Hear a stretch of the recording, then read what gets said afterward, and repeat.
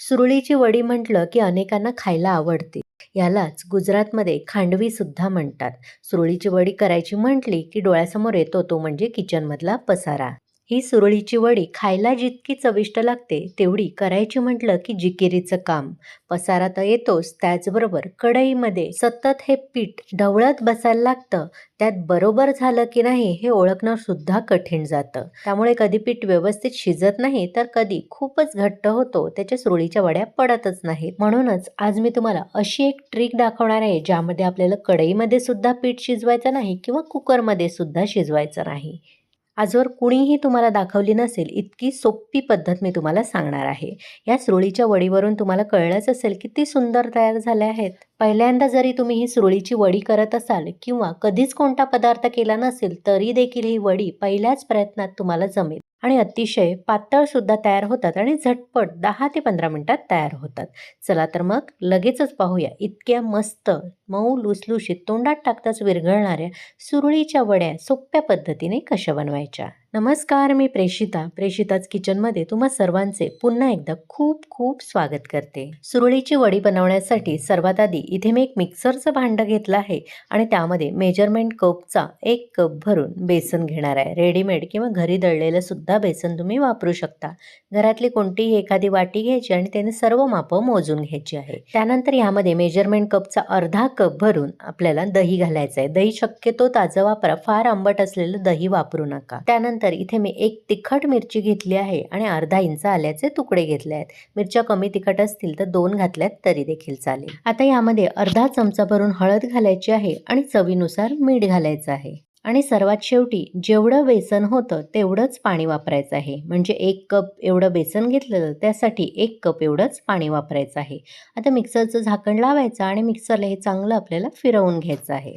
बघू शकता मिक्सरला फिरवून घेतल्यानंतर कशी कन्सिस्टन्सी पातळ झाली आहे, व्यवस्थित ते एकजीव झालं आहे. आता हे असंच आपल्याला वापरायचं नाही, कारण कधी कधी बेसनमध्ये गुठळ्या असू शकतात आणि मिरची किंवा आल्याचे तुकडे राहू शकतात.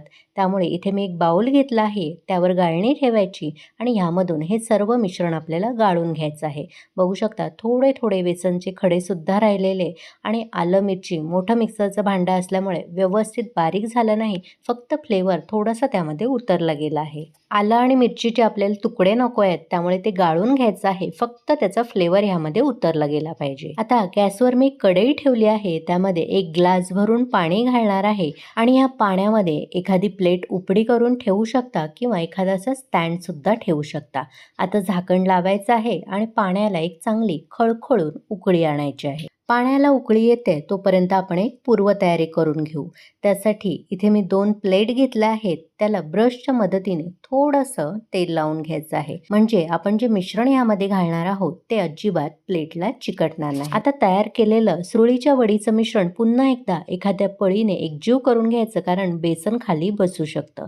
व्यवस्थित एकजीव करून झालं की या प्लेटमध्ये जितकं प्लेटमध्ये मिश्रण पसरवलं जाईल तितकं पसरवून घ्यायचं. म्हणजे फार जास्त आपल्याला जाड पसरवायचं नाही, पातळ अशी लेयर द्यायची आहे. इथे मी साधारण 3 पळी मिश्रण घातलं आहे. यापेक्षा जाड पसरवलं तर फार जाड सुरळीच्या वड्या पडतील. त्यामुळे तुम्ही घेतलेली प्लेट किती मोठ्या आकाराची आहे त्यानुसार हे मिश्रण यामध्ये पसरवून घ्यायचं आहे. आणि दुसरं कारण म्हणजे पातळ पसरवल्यामुळे अगदी 5 ते 10 मिनिटांमध्ये हे मिश्रण लगेचच शिजलं जातं. फार जर तुम्ही जाड पसरवलं तर त्याला खूप वेळ लागेल शिजायला किंवा आतून कच्चं सुद्धा राहील. प्लेटला तेल लावेपर्यंत आणि मिश्रण पसरवेपर्यंत कढईमधलं पाणी चांगलं खळखळून उकळलं गेलं आहे.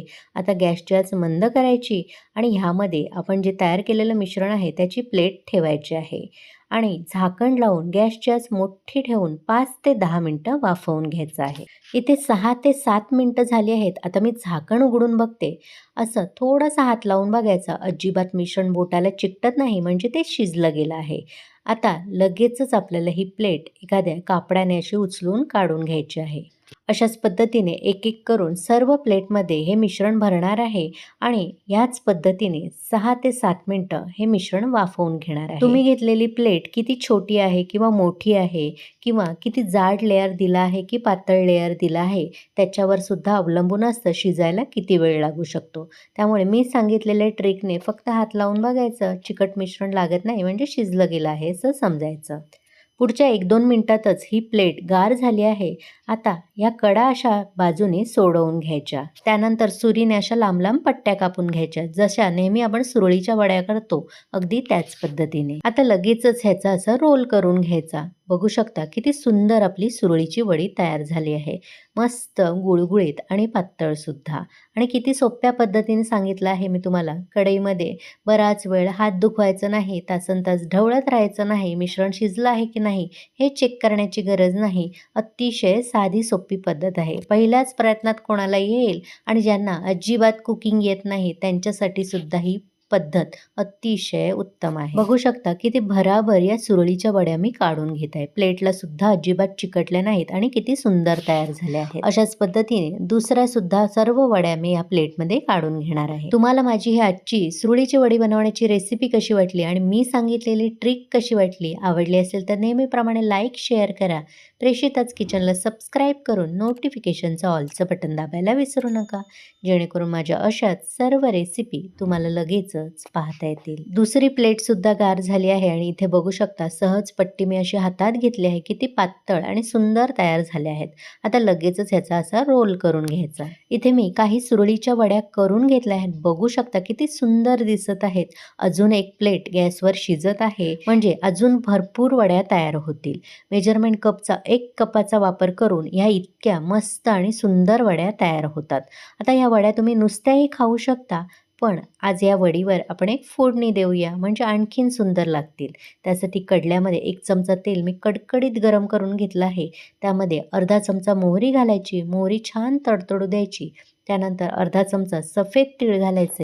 तीळ सुद्धा तडतडले गेले की थोडीशी कढीपत्त्याची पानं परतून घ्यायची. त्यानंतर थोडंसं अगदी चिमूटभर हिंग सुद्धा घालायचं.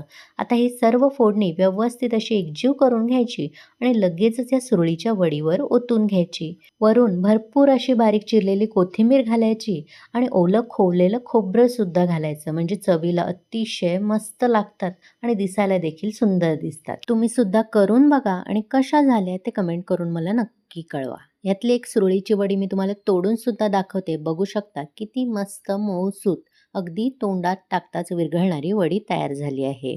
चला तर मग पुन्हा भेटू अशाच मस्त स्वादिष्ट भरपूर टिप्स, अचूक प्रमाण आणि एखाद्या नवीन रेसिपीसह. धन्यवाद.